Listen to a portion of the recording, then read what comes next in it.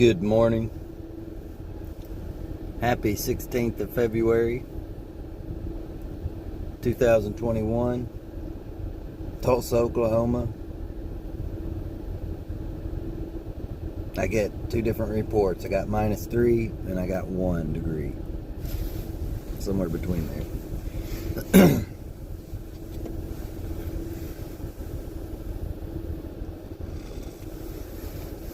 So how many times have you told someone, shoot, maybe you even told yourself,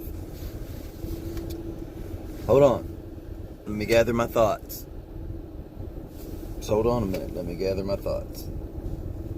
I've heard it a lot. Of course, I've ran around in the drug community, I've ran around in the outlaw community, I've been in the military, been in the oil field, been around a lot of people who may have to gather their thoughts. Proverbs 16:1 says, we can gather our thoughts, but the Lord gives the right answer. People may be pure in their own eyes, but the Lord examines their motives. Commit your work to the Lord, and then your plans will succeed. The Lord has made everything for His own purposes, even the wicked for the day of punishment. The Lord despises pride. Be assured that the proud will be punished. Unfailing love and faithfulness cover sin. Evil is avoided by fear of the Lord. Verse 7, when the ways of people please the Lord, He makes even their enemies live at peace with them.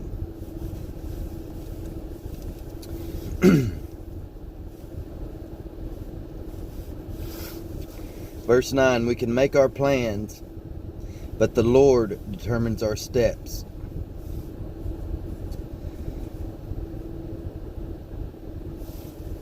Verse 11, the Lord demands fairness in every business deal. He sets the standards.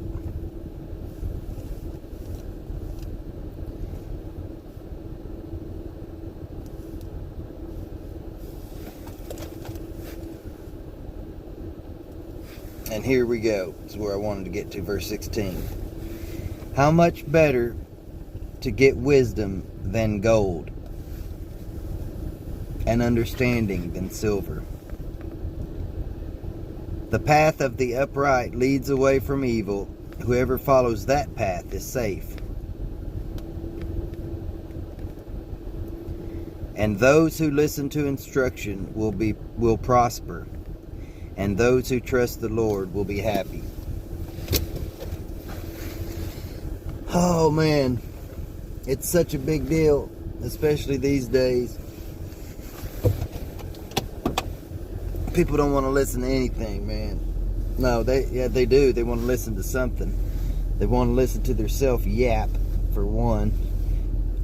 Especially when they don't even have anything to say.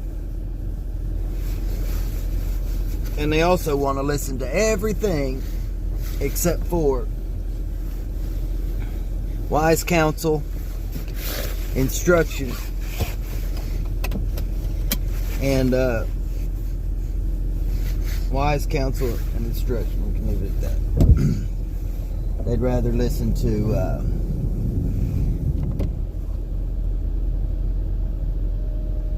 whatever junk's on TV, whatever their favorite rapper's saying, whatever their favorite football team's saying. And then when you confront them about their idol worship, they say, oh, well, good morning, Miss Bates. Happy to see you. The sad part is this. Listen. And it sounds simple, right? Anything you put in front of the Lord, anything you put in front of the Lord. Now, let's break this down a little bit. Let's say this. If you love something more than the Lord, that can be an idol in your life. Okay, that sounds simple, yes. Okay, that sounds right. No, let's change it a little bit. That is. Glory to God, Miss Bates. The sun is out big time, and it's 1 degree. That seems not right. But, so yeah. Now that is an idol. Now, when you think of idol worship, you might think, oh yeah, back when they were sacrificing babies to the false god Molech, you know, and burning them in the fire. Well, back when, are you talking Bible days? Because they still do that. They're still doing that. Oh, no, they're not. Yeah, Planned Parenthood. Yes, they're still doing that. It hasn't stopped. It's been, look, nothing has changed. Everything is still the same. God's the same yesterday, today, and forever. So is the devil. So why would you think anything changed? The methods have changed. The names and labels you put on things change. But all the stupid, idiot worship is the same. Now, dig this. You can fast forward from some certain days and get into Rome to when they built the Colosseum and all that, and they were putting idiots out there, right? The gladiators.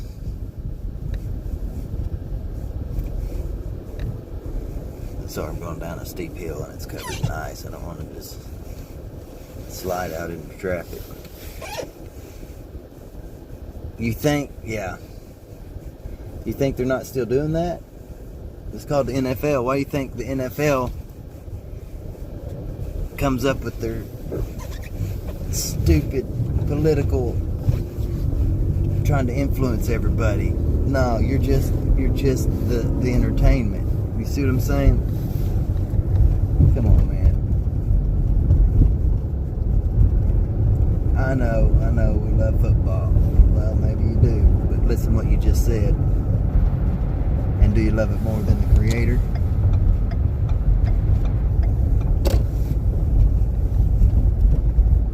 Now listen what I'm saying.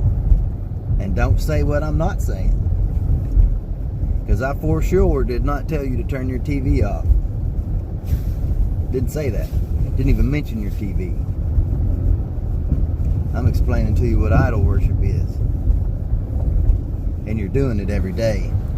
How do you know, Jeremy? Well, if I tell you I have a gift for that, you might want to call me a liar. That's fine. I will tell you this. I had a vision not too long ago, recently, and I saw the United States from a high up view, the whole country.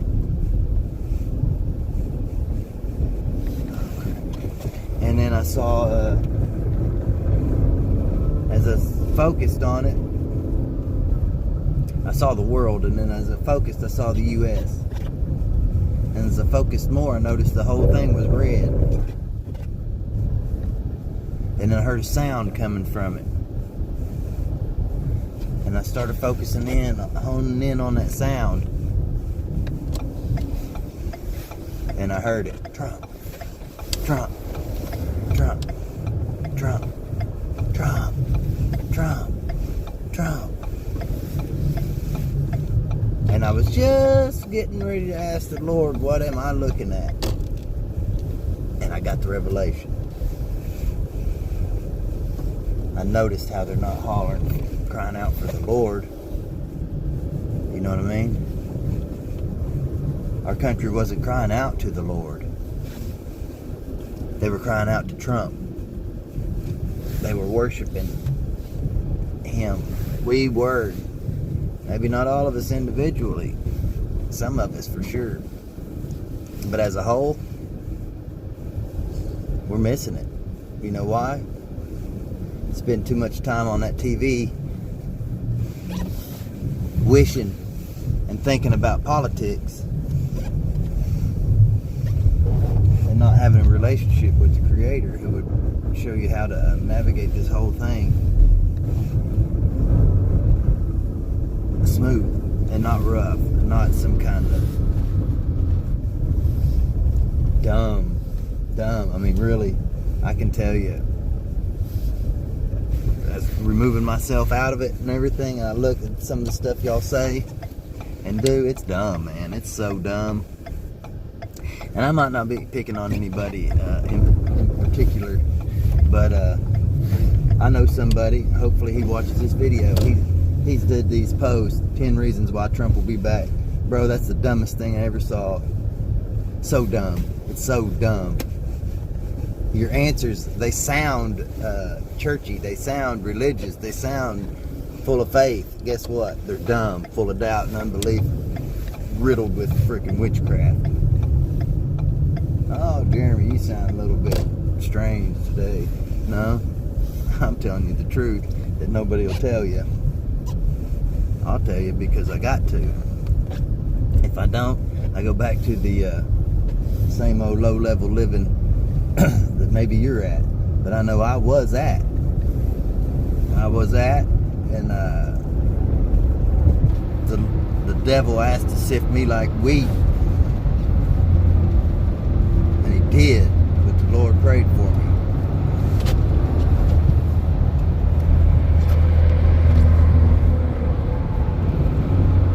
Big green about run me over right there. Okay, so now that we're all happy about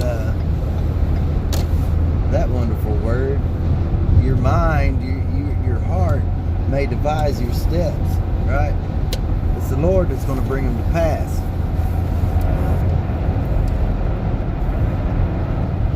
I know the end times are coming. They're here. How much time do we got, preacher? I don't know. No man knows the day. I'll tell you this, though. The Lord counts time a little bit different than we do, considering He's outside of it. And I'll tell you some more what I know. I know He says 1,000 years is as a day. So that means the day of the Lord is probably 1,000 years long.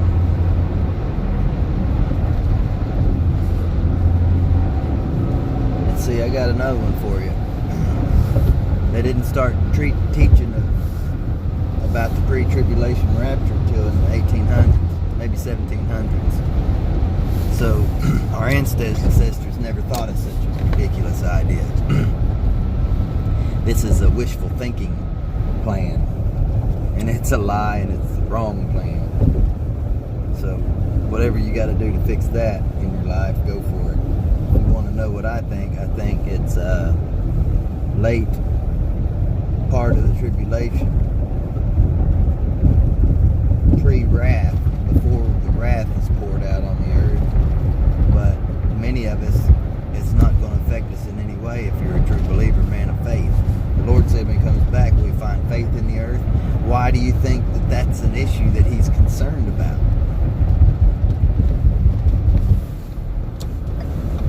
Just deep thoughts. But evidently it's an issue because He's got me talking about it. Listen, what's going to build your faith? Do you know? Do you know what faith is? Faith, according to the Bible, is the substance of things hoped for, the evidence of things not seen. Well, when I first read that and heard that, I thought, wow, I've had a different definition for it the whole time. I just didn't know where it was. Hebrews 11:1. It is a substance, first of all, and of things hoped for. Now, hope is not wishful thinking like a lot of people think. Hope comes from the Greek word elpis, meaning a positive, confident expectation of a favorable outcome.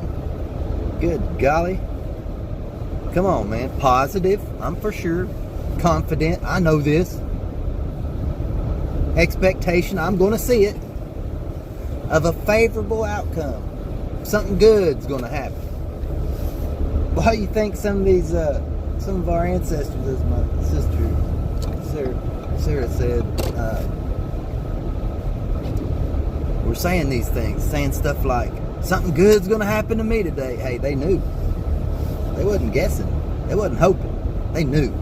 They had a positive, confident expectation of a favorable outcome. They probably dug into the Word like I did and found that little nugget. And and if you dig, I promise you'll find nuggets. You'll find boulders. And enough to almost drown yourself in it sometimes. That's what happened to me. I just drowned myself in it. And that ruined me for the good. So, where was I? Faith. How do you know you have faith? Well, I'm going to tell you that you do. And you may not believe me, but according to the Bible, every person has been dealt the measure of faith. What's the measure? I don't know. But it's enough that if you use the little what you've been given, more will be given. And if you work on it, like it says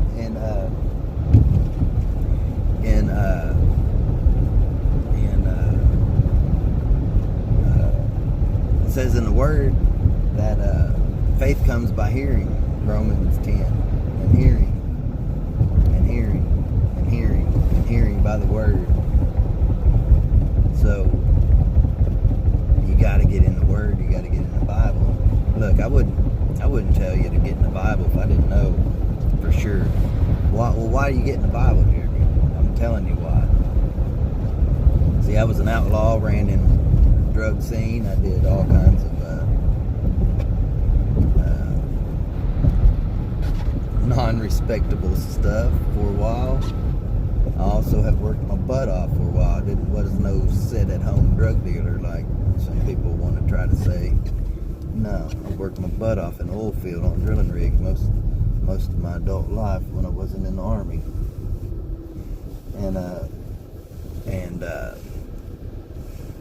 So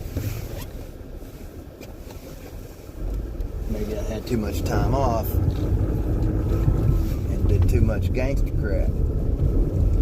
So what? Doing that gangster crap got me in a position where one day I didn't have anywhere to go. But a Bible landed in my hand somehow. And so with that Bible in my hand, I was going to throw it at somebody. But a voice spoke to me and said, read it. I'm not the smartest person in the world, but I had a thought come to me, probably out of my pride, thinking, hey, at least I'll be able to say I read this book. I started reading it, and it started changing my life. Because the words in that book are not words written by some man. They are the Word inspired by the Creator, by the Holy Spirit. And those words are spirit, and they are life. And where once I was dead, I was coming alive. There was a hole inside me that started getting filled up with the one who made me.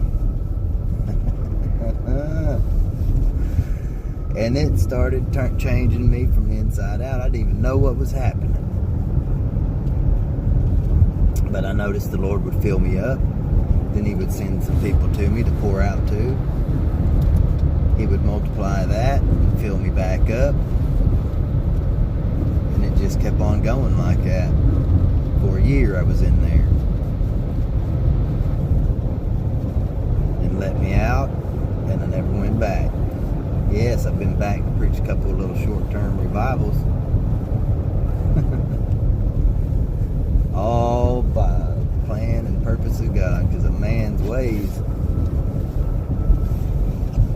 you can get your thoughts together. You can gather your thoughts. but the Lord's plans are going to succeed.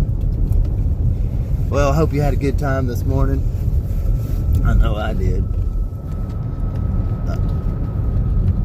I like getting buzzed up on the Lord in the morning like this.